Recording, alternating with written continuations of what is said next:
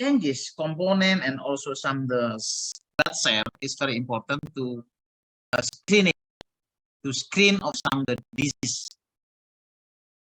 But this is one of the established component to diagnosis full and integrated diagnosis for the disease. Jadi ini salah satu komponen dalam penegakan diagnosis penyakit integrasi dalam menentukan what kind of the disease.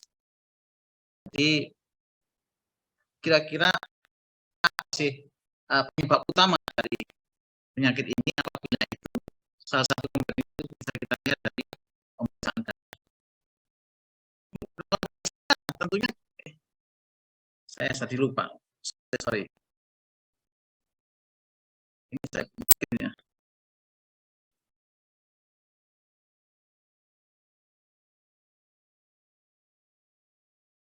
Sudah terlihat ya? Sudah terlihat, Prof. Oke. Jadi itu yang kemudian sebelum dilakukan pemeriksaan darah, tentunya kita juga harus, contoh yang paling sederhana adalah kita melakukan pemeriksaan darah melalui blood smear. Ada pemeriksaan darah melalui mesin ya, artinya kita bisa tahu bagaimana sisi perubahan CV, PCV-nya, ya, MGV-nya, ya, termasuk apa SGOT, SGPT ya. Itu salah satu beberapa metode untuk mengetahui bagaimana sih perubahan baik itu komposisi apa darahnya, kemudian sel blood cell-nya ya. Nah, itu dalam rangka untuk menegakkan salah satu aspek menegakkan diagnosis. Sebelum itu dilakukan, misalnya pada contoh sederhana ada pengambilan darah. Teknik pengambilan darah pada ikan sedikit berbeda pada terrestrial animal ya. So some kind of the taking blood, several technique we can see do it if we want to check of the blood cell by blood smear. Jadi beberapa teknik pengambilan darah ikan. Yang pertama adalah teknik severing caudal peduncle. Jadi severing caudal peduncle teknik ini adalah teknik yang pertama. And the second technique is puncturing caudal vessel. Puncturing caudal vessel teknik. Jadi ini memotong di bagian kaudal bagian belakang daripada pembuluh darah yang ada di atau tubuh lah secara umum ikan. Dan ini yang biasa umum digunakan yaitu teknik cardiac puncture. Cardiac puncture teknik. Jadi melakukan apa namanya penusukan pengambilan darah melalui jantung ya.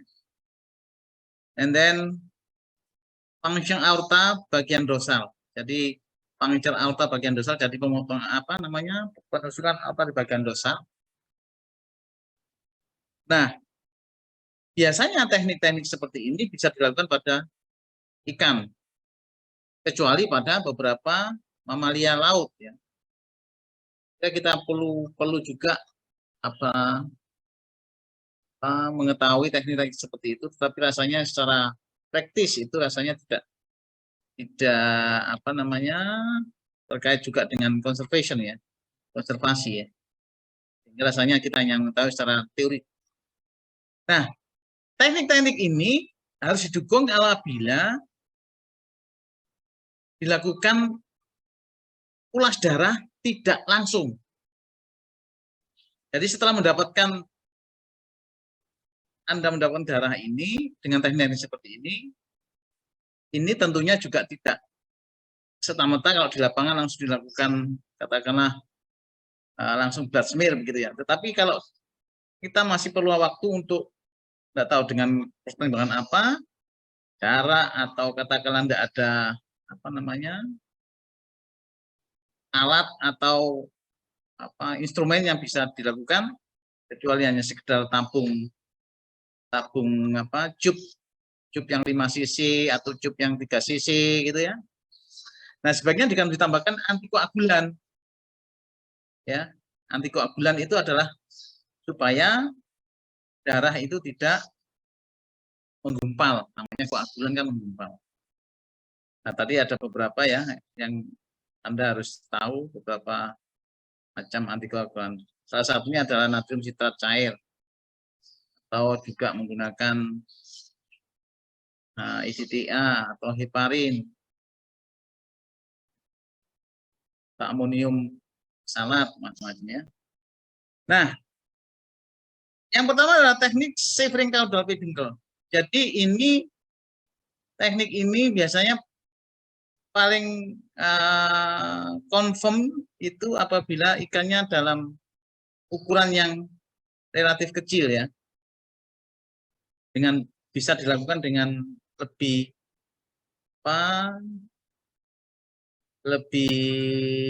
convenient, lebih praktis ya.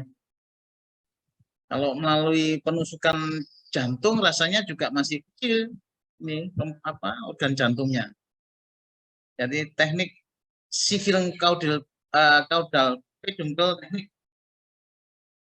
particularly for small fish, more convenience and also reliable. If you want to take some, I think not until milliliter, yeah, just maybe 0.5 until 1 or 1.5 milliliter.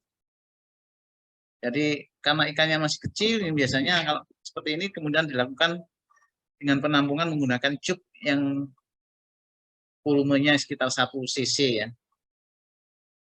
Nah, atau juga jika menggunakan setelah diadakan pemotongan bisa digunakan dengan hematokrit cup.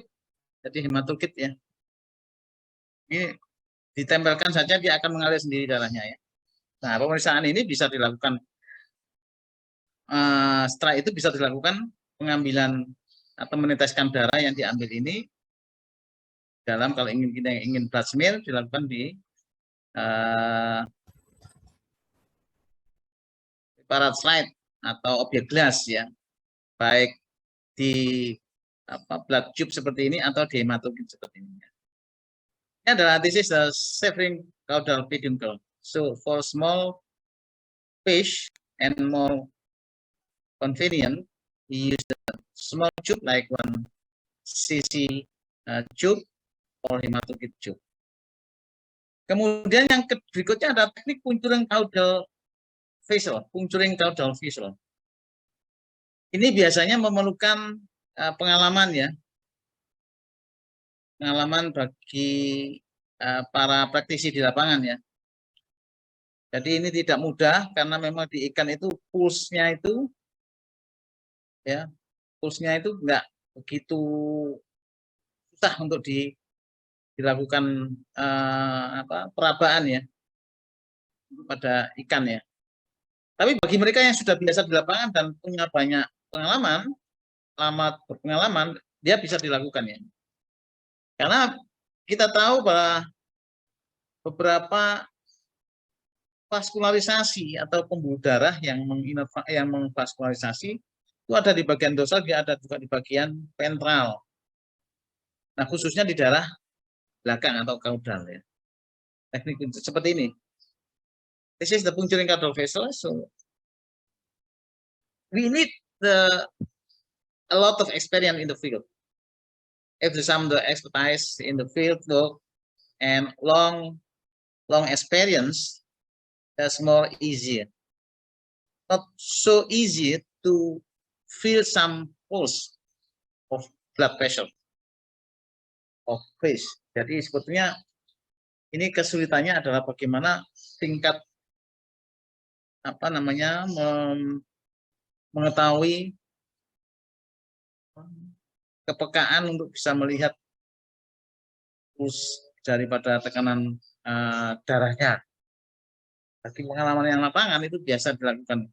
Seperti pada pengambilan darah pada ayam kecil itu bisa dilakukan kalau pengalamannya sangat banyak.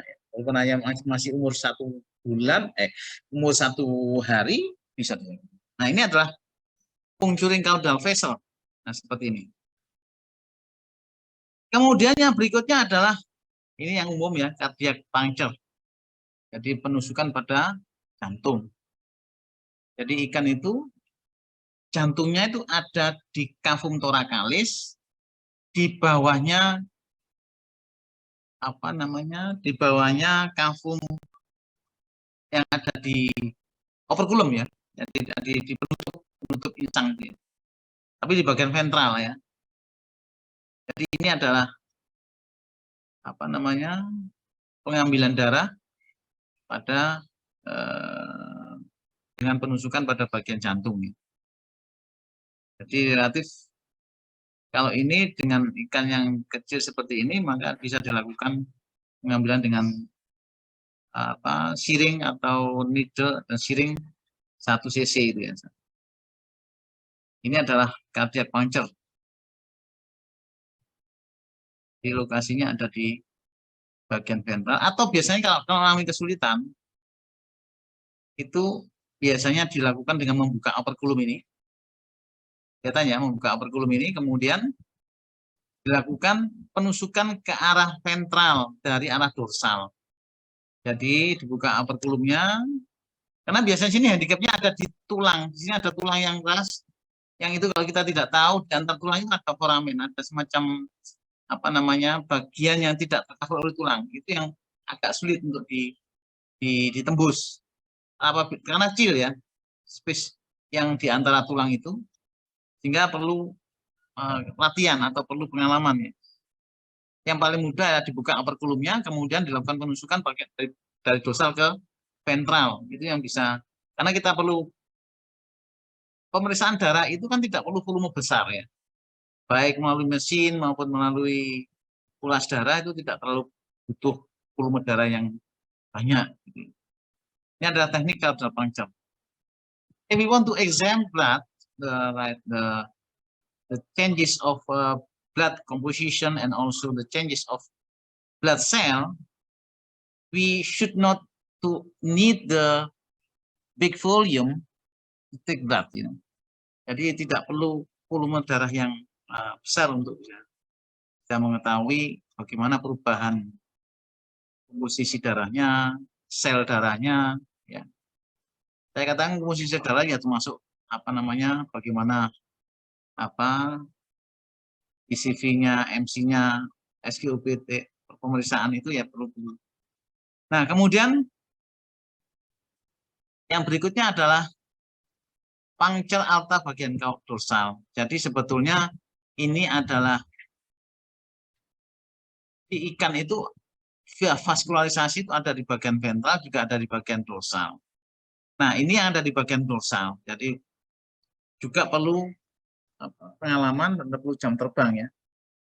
Kita memang harus membiasakan begitu untuk bisa tahu secara pasti pengambilan dengan metode seperti ini.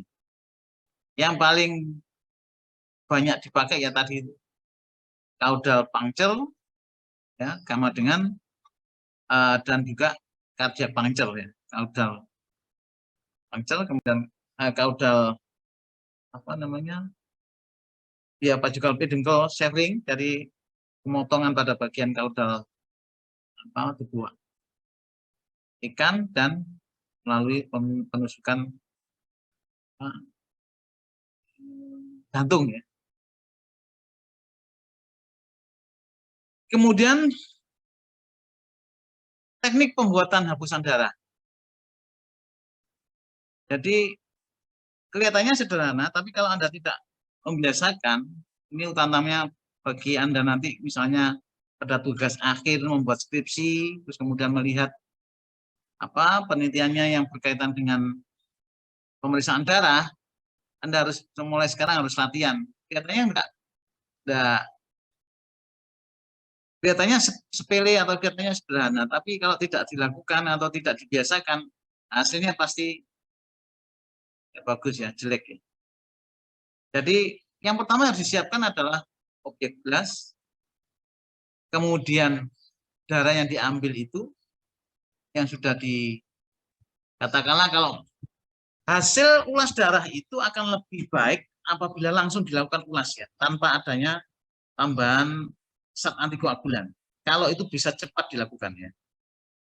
Tetapi kalau itu tidak bisa cepat dilakukan, maka pemberian antikoagulan yang harus dilakukan, harus diberikan, tambahkan.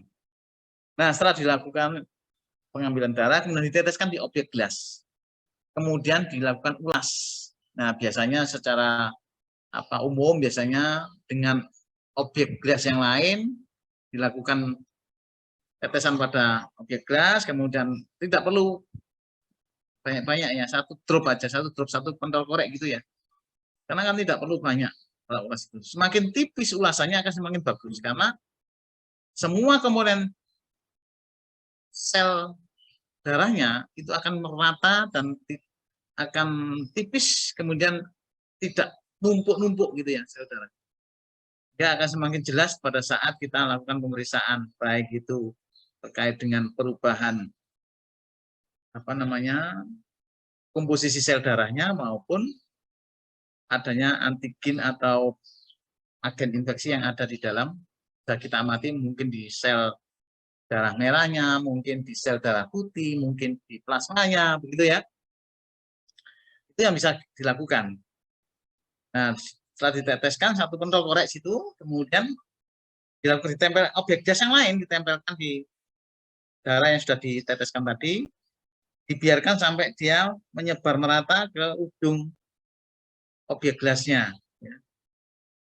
Sehingga harapannya kalau sudah merata sampai dari ujung ke ujung dari objek gas yang agak diberdirikan dengan posisi sekitar 45 derajat gitu ya. Kemudian dilakukan dorongan ke depan ya. Dilakukan dorongan ke depan untuk ulasan dan cepat ya. Set gitu, enggak usah terus pelan-pelan kayak enggak, harus cepat ya supaya mendapatkan ulasan yang bagus ya. Jadi setipis mungkin sehingga dengan maksud supaya hapusannya itu menghasilkan orientasi sel-sel darah yang tidak numpuk-numpuk. So the first time you can drop your blood out after the cacking in the hose so that the other object glass touch in the blood drop, and after that to move in the form, so just to make some the thin smear ya. Jadi as much as thin smear ya, as thin smear. Jadi sebetulnya kemungkinan tipisnya ulasan darah itu tergantung dari kecepatan volume darah yang diteteskan, itu yang penting ya. Jadi kalau meneteskan banyak untuk mendapatkan darah ulas yang tipis sulit karena terlalu banyak tetesan darah yang diteteskan begitu ya. Setelah itu baru diangin-anginkan supaya kering ya. Nah, setelah itu tahap berikutnya adalah dengan fiksasi menggunakan metanol dengan konsentrasi absolut, metanol absolutnya. Selama 2 menit gitu ya. Nah, setelah dilakukan fiksasi dengan metanol absolut selama 2 menit, ini yang sebetulnya yang tahapan yang krusial ya.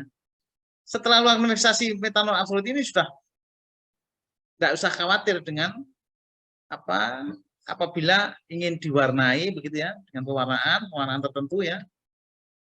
Itu bisa dilakukan kapan saja asalkan sudah difiksasi. Karena tujuannya difiksasi itu adalah untuk mencegah kerusakan ulas darah yang diulas, terutama dari komponen ulasannya dan komponen darah, sel darahnya ya. Nah, setelah itu baru dilakukan pewarnaan. Nah, pewarnaannya itu bisa kalau sudah terfiksasi dengan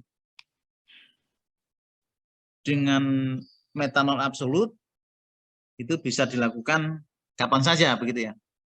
Tapi kalau memang waktunya ingin cepat ya langsung aja setelah fiksasi dengan metanol 2 menit, kemudian baru dilakukan pengecatan dengan merendam pada gimsa selama 20 menit. After fixation by blood methanol absolute, during 2 minutes for 2 minutes. For that to dipping in the GIMSA solution during 20 minutes, depend on the concentration of GIMSA. Jadi tergantung larutan GIMSA-nya. Kalau GIMSA-nya 20%, maka waktunya bisa 20, 30.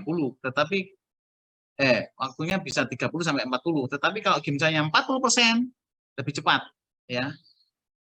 Perendamannya ya dalam larutan GIMSA. Atau dengan pakai Div Quick. Div Quick itu sudah terkomposisi di situ, ada satu warnanya. Begitu ulas itu dilakukan ulas, kemudian langsung dicelupkan langsung. Kalau itu Div Quick ya. Tapi kalau ini adalah metode yang umum yang tidak pakai Div Quick. Nah, dengan pewarnaan GIMSA macam-macam ya pewarnaannya. Bisa GIMSA, bisa kalau tergantung apa yang ingin dilihat ya. Bagian atau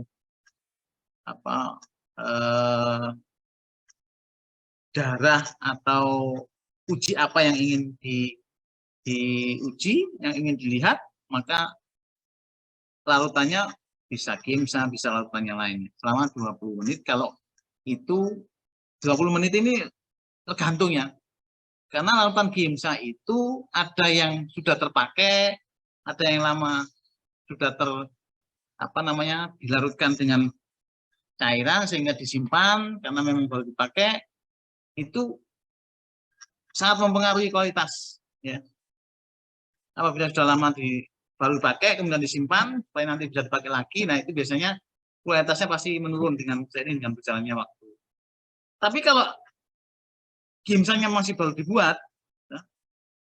nah itu biasanya relatif perendamannya juga relatif agak cepat. Di samping juga berbanding lurus dengan konsentrasi. Kalau konsentrasinya 20%, maka biasanya sekitar 30 sampai 34%, sampai 40 menit, 30 sampai 40 menit. Tapi kalau GIMSA-nya 40%, maka akan lebih cepat.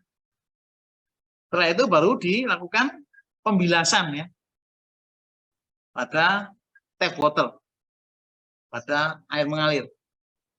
After we stand in the dipping in by GIMSA solution during 20 minutes, if the fresh GIMSA solution, and depend on also not only just fresh or not, but also in the concentration. It's very influenced to the quality of staining. Jadi konsentrasi GIMSA, kemudian lama tidaknya penyimpanan GIMSA, terutama GIMSA yang sudah berbentuk larutan, sudah berbentuk solusi ya, solution. Kemudian dilakukan pembilasan dengan tap water, air mengalir, tetapi tidak langsung ya. Jadi di air mengalir, tapi setelah tidak kemudian di objek bilasnya yang tadi sudah diangkat dari larutan GIMSA kemudian langsung bocok. Nah itu pasti akan luntur itu. Air mengalir tetapi tidak langsung gitu. Setelah itu baru dikeringkan, diangin-anginkan, kemudian dilihat di bawah mikroskop dengan pembesaran. Kalau darah biasanya umumnya adalah dengan magnification atau pembesaran 100 kali. Itu pun harus dibantu dengan menggunakan oil emulsion. Nah, jadi dengan pembesaran ini pembesaran objektif, tetapi dalam magnification itu kan dikalikan dengan lensa okulernya kan. Objektifnya 100, lensa okulernya 10, jadi 1000 kali. Maksudnya gini, jadi pembesaran objektif 100 kali itu lensa objektifnya saja. Belum di multiply atau belum dikalikan dengan ocular lens. Di lensa okulernya, maka kalau dikalikan jadi 1000 kali. Kemudian harus dibantu dengan oil emulsion atau minyak emulsion ya, untuk memperjelas penampakan orientasi pada saat pemeriksaan di bawah mikroskop.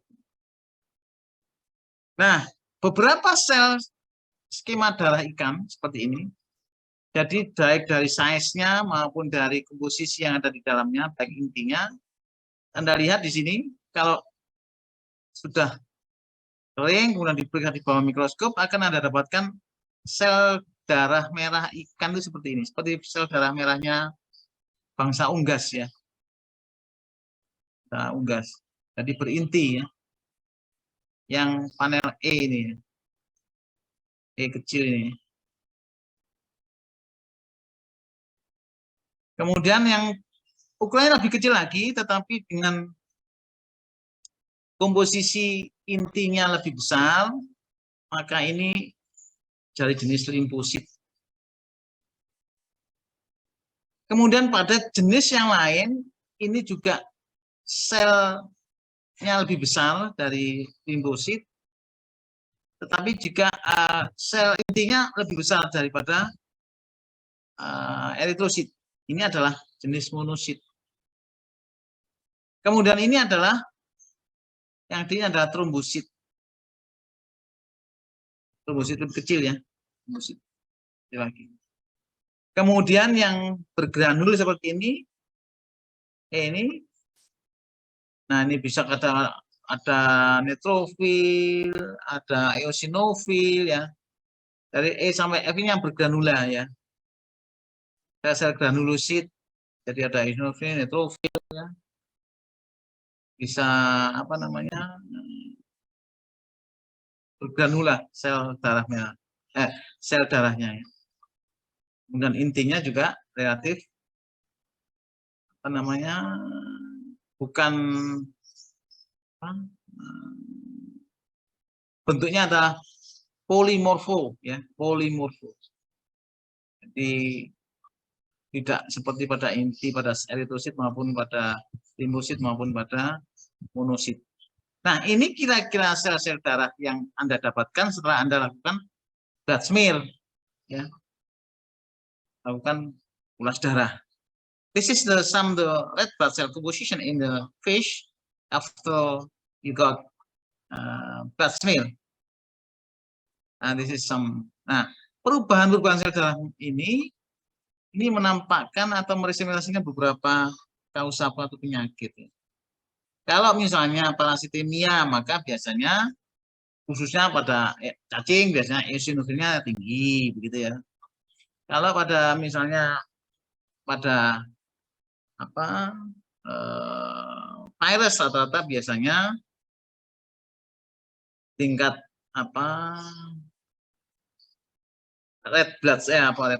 white blood cell-nya ya. White blood cell-nya itu tinggi. Atau juga komposisi misalnya. Di antara sel-sel darah ini biasanya ada di plasma. Jadi kali ini ibaratkan yang ada satu ulas darah ya. Tidak beberapa ini. Nah, yang paling dominan adalah eritrosit ya. Nah, di antara ini adalah plasma. Nah, plasma itu biasanya Anda lihat di situ biasanya ada parasit darah ya.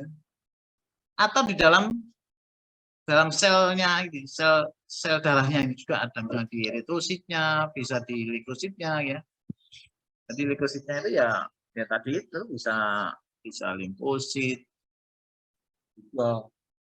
neutrofil, basofil. Itu adalah sel-sel macam sel darah putih ya. Nah, ini tampilan apabila ulasan Anda sudah terjadi adalah seperti ini. Ini adalah sel darah ikan ya. Nah, seperti ada di arrow ini di anak panah ini relatif neutrofil, tapi sebetulnya neutrofil ini sebenarnya ini kurang. Biasanya neutrofil itu juga polimorfo ya. Mana sel intinya biasanya relatif bersegmen gitu ya. Nah, seperti ini. Kemudian ini tampilan dari limfosit yang tentunya lebih kecil dari ukurannya daripada eritrosit. Eritrositnya besar, ini limfositnya. Monosit akan lebih besar lagi, ya, monosit. Tapi ini adalah limfosit. Ini limfosit. Nah, seperti itulah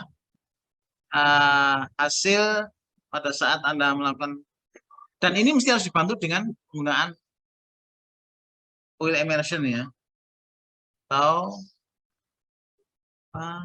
minyak immersion ya, supaya akan lebih jelas karena lebih efek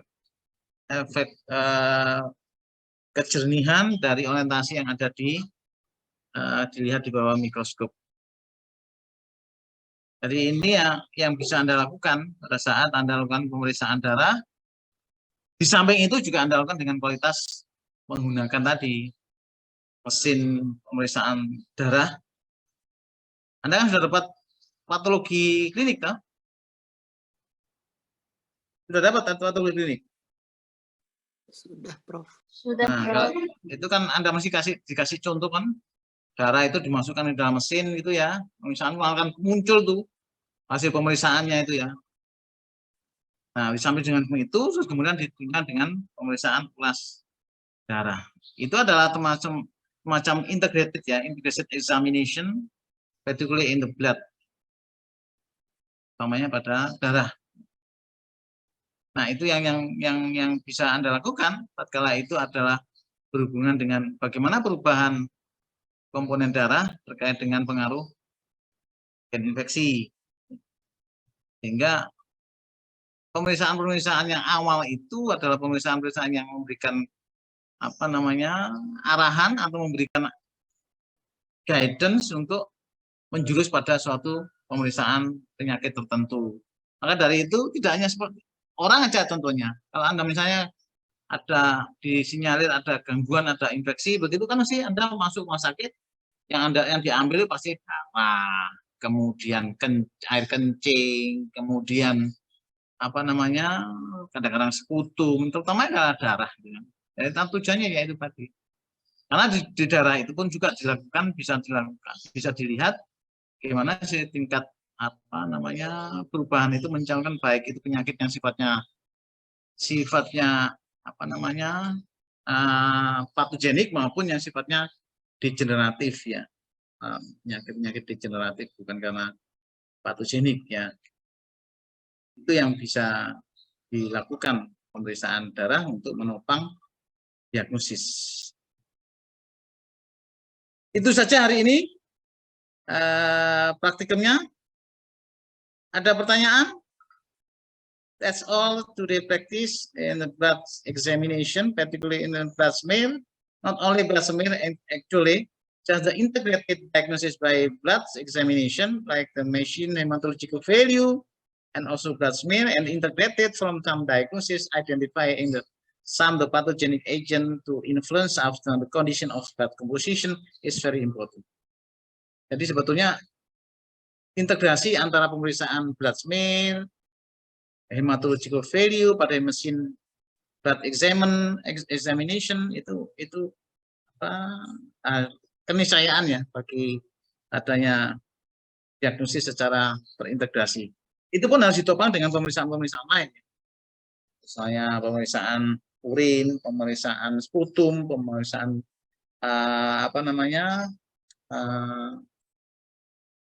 mukus ya, atau pemeriksaan scraping, macam-macam. Ada pertanyaan?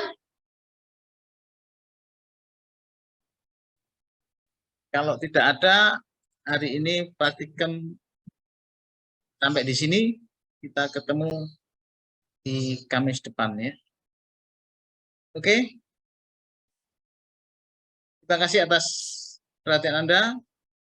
Jangan lupa tugasnya pretesnya tadi